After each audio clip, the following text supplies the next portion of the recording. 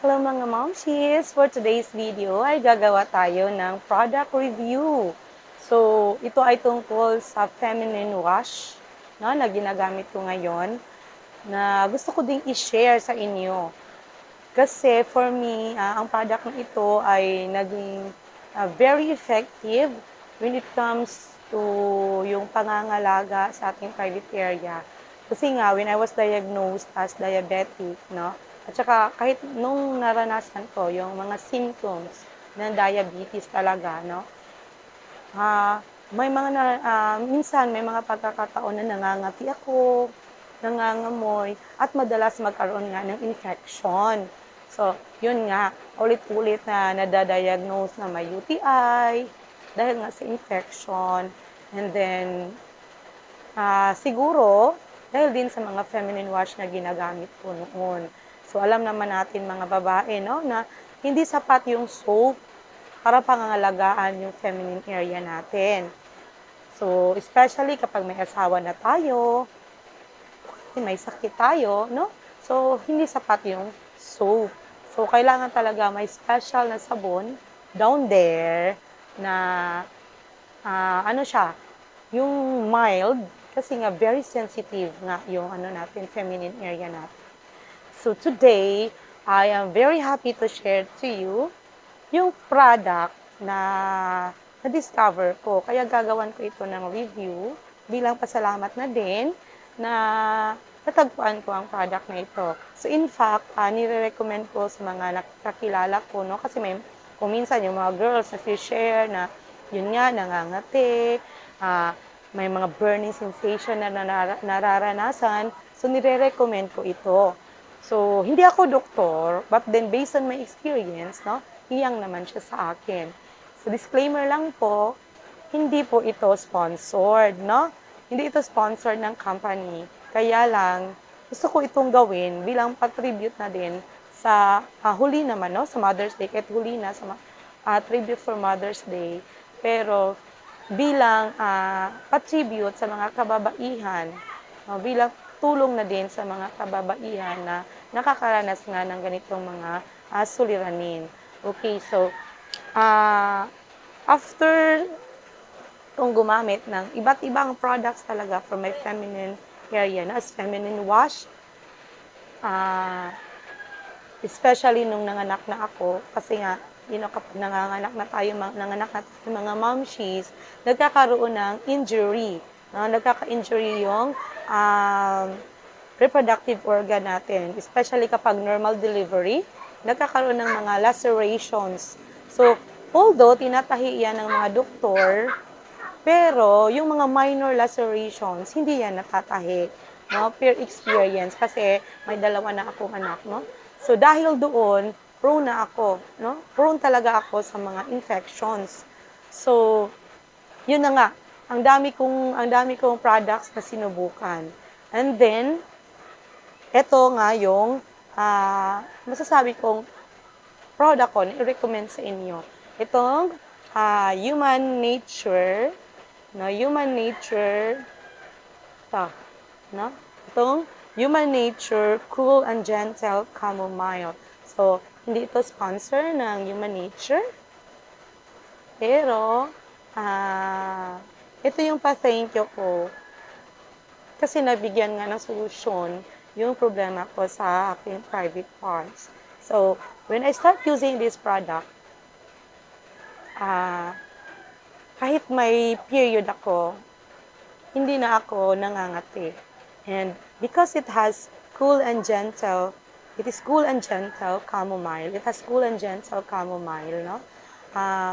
Masarap yung pakiramdam. Kahit mainit yung ulo natin, no? Siyempre, mainit yung ulo natin kasi kapag may period tayo, di ba, nagkakaroon tayo ng mood swings. Yun nga yung hindi maintindihan ng mga kalalakihan, no? Kung bakit may mga mood swings ang mga babae. Kasi nga, dahil yun sa buwan ng dalaw natin, ano? Or yung monthly period natin, yung menstruation.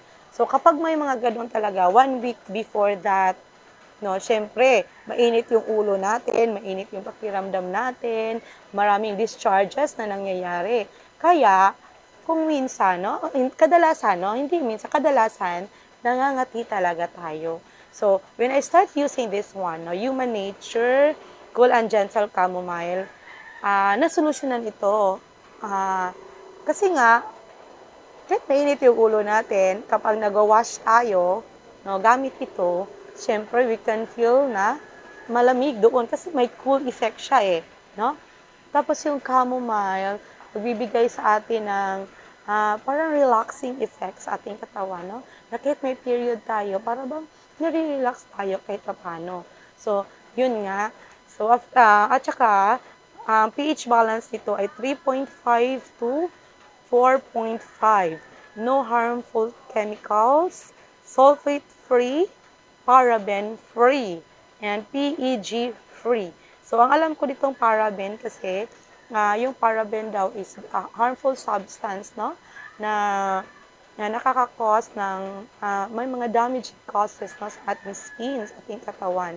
So, it is good to note na ang itong Human Nature Natural Feminine Wash ay paraben-free. So, no harmful chemicals. So, all nature talaga siya. So, ang napansin ko nang ginamit ko ito, aside na nawala yung pangangati, aside na mayroon siyang cooling effect down there, no, na nakakapag-relax, nakakapagbigay ng good mood sa atin, masayang mood sa ating mga kababaihan, especially during our red days, na napapansin ko din talaga na healthy, no? Parang nanunumbalik sa pagiging healthy yung reproductive organ ko. This is based on my experience po. So, disclaimer lang po, hindi po ako expert, hindi po ako doctor. This is just a product review tungkol sa isang feminine wash na gamit ko. So, ito nga yung Human Nature Natural Feminine Wash. And ito yung gamit ko, yung blue, yung Cool and Gentle Chamomile. So, I've been using this one for almost half a year na. And thankfully, hindi ko na naranasan yung mga nararanasan ko noon. Yun na nga. Kasi nga kapag nangangati tayo down there, hindi tayo nakakapag-focus sa mga ginagawa natin. Mainit yung ulo natin. At saka hindi tayo comfortable. Aside from that, hindi tayo comfortable. Aside from hindi tayo komportable sa mga ginagawa natin, hindi rin tayo confident na gumalaw. Kasi nga, feeling natin nangangamoy tayo. Feeling natin mayroong odor na lumalabas sa atin. So, I want you to try this one, no? Yung mga naghahanap ng solution.